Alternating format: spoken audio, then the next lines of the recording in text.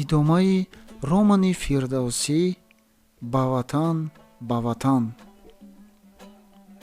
Бо исрори шоир дӯсти саҳофаш барои ӯ дар яке аз корвонҳои роҳгузар шутуре киро кард. рӯзе аз рӯзҳои охири баҳор Фирдавсӣ бо дастёраш дар ду каҷоваи ҳамоили шутур нишаста роҳи Тусро пеш гирифтанд. сафарашон беҳаводис ба хайрият гузашт.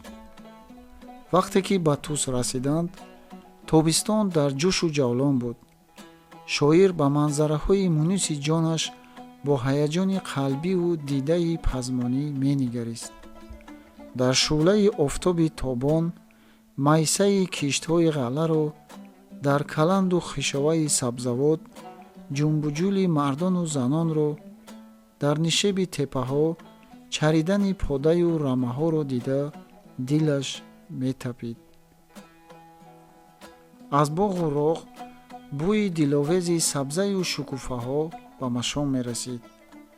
кашафруди пуроб солҳои бачагӣ ва ҷавонии шоирро, айёмеро ки вай дар руд бо ҳамсолону рафиқонаш шиноварӣ мекард, ё саҳаргоҳони серуни роҳатафзоро ки ӯ дар соҳили руд гардишкунон дар фикраш тартибу услуби қиссаи навбатии шоҳномаро тарҳ менамуд, ба ёди вай меовард.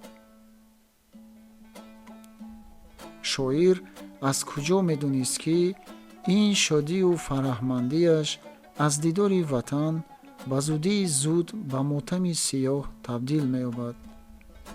дар бож ӯро духтару домодаш набераҳояш ба ҷои нидоҳои шодӣ бо гирьяи ҳой-ҳой пешвоз гирифтанд.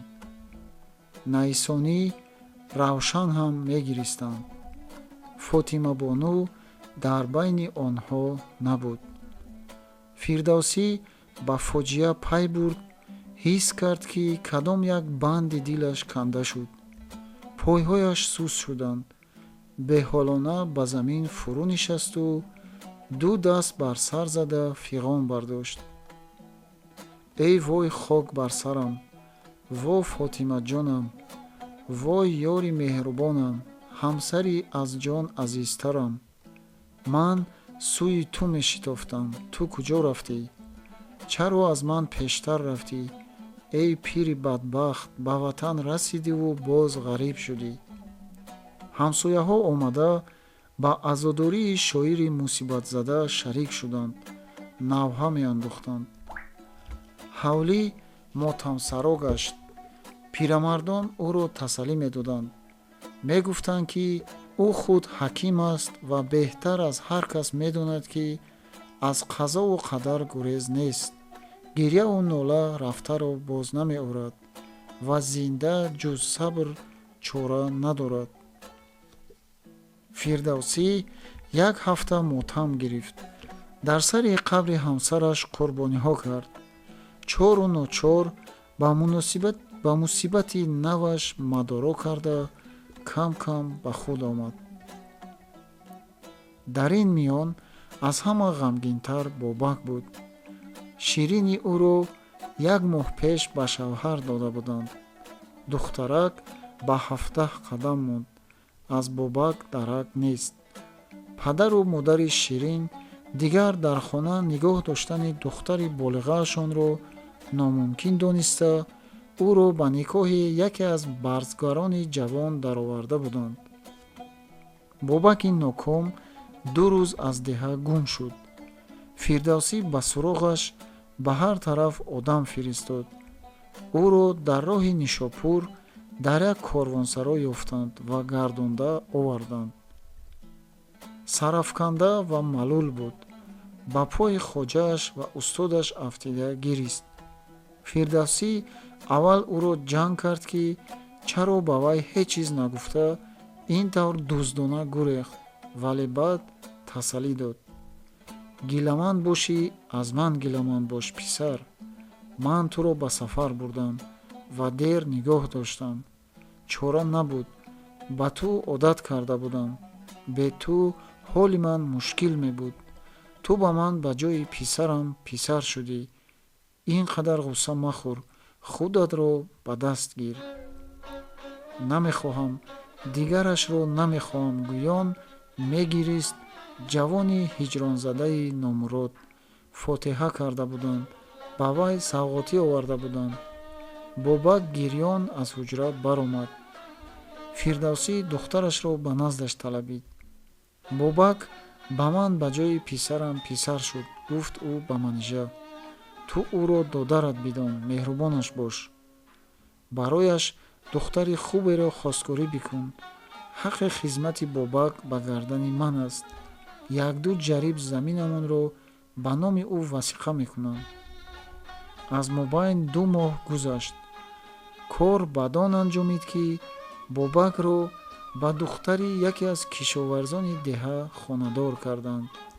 фирдавсӣ ба ҷои падари домод ва манижабону ба ҷои модараш шуда, хароҷоти тӯи арӯсӣ ва маҳри арӯсро бардоштанд. андаке бештар аз 1 ҷариб замини меросии шоир бо васиқа ва муҳри қозӣ ба бобак бахшида шуд. фирдавсиро шайхи бузург абулқосим, мусулмони риёӣ ва маҷусии ниҳонӣ эълон кард. абдунабии шодобӣ дар ҷомеи тобирон ба ҷамоат мегуфт, ки гирифторшудаи ғазаби подшоҳи исломро набояд ба масҷид роҳ дод.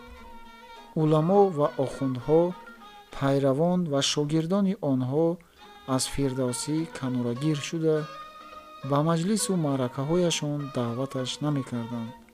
ба саломаш ба зур алейк мегирифтанду мегузаштанд. арслонхони ҳоким бошад, агар султон дар сафари ҳинд намебуд, бешак шоирро гирифта ба ғазнӣ мефиристод. фирдавсӣ ба ҷаҳону ташвишҳои он пушт гардонда, худро дар ҳуҷраи даруни боғаш маҳбус кард. манижабону ӯро паросторӣ менамуд.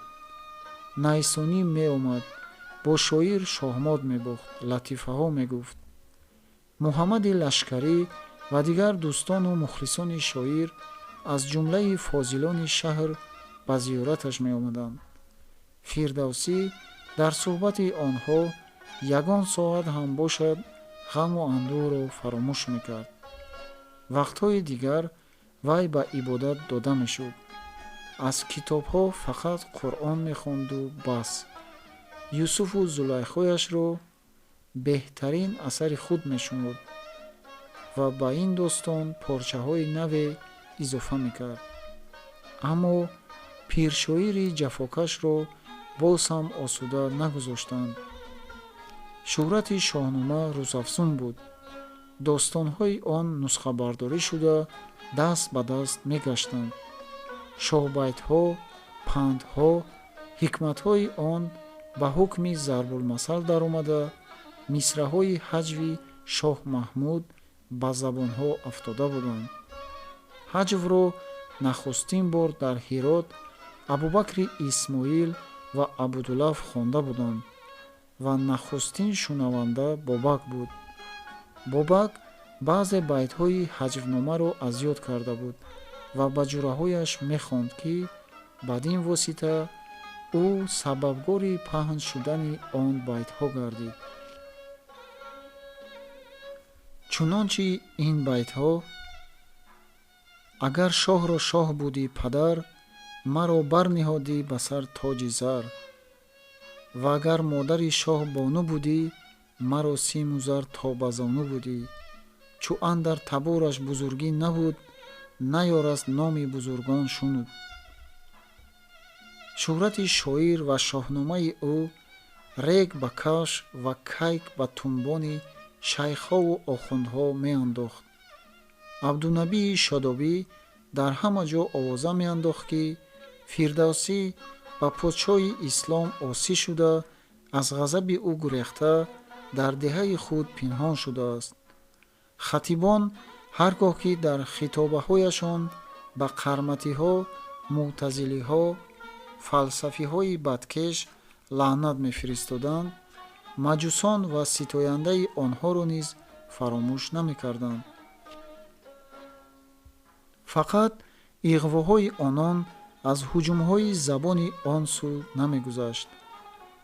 онҳо ҷуръати аз гуфтор ба кирдор гузаштан намекарданд, зеро фозилон ва адибони шаҳр, оммаи мардум муҳибби шоир буданд. бо хоркунандаи ӯ шоҳ Маҳмуд нафрат мехонданд. боре Найсонӣ ба устод хабар овард, ки дар ҷомаи тобирон баъд аз намоз, вақте ки шайх Абулқосим ба ҷамоат дар бораи фирдавсии эътизолмазҳаб ва ситояндаи маҷусон сухан меронд, Муҳаммади лашкарии пир бо овози баланд ба ӯ ҷасурона эътироз кард: ҳазрат, чунин суханҳо, ки дар ҳаққи Фирдавсӣ мешунавем, далел надоранд, ҳама фарзӣ ва гумонианд. аз шаҳри мо чунин як марди бузург ва шоири шаҳир баромадааст, ки дар машриқу марғиб ҳамто надорад. моро бо вай ифтихор кардан мебояд, на ин ки дар ҳаққаш бадгӯӣ кардан. инро гуфта лашкарӣ аз масҷид ба дар рафт. дар ҷамоат ғалоғула бархост. бештарини ҳозирон ба тасдиқи сухани вай овоз бароварданд.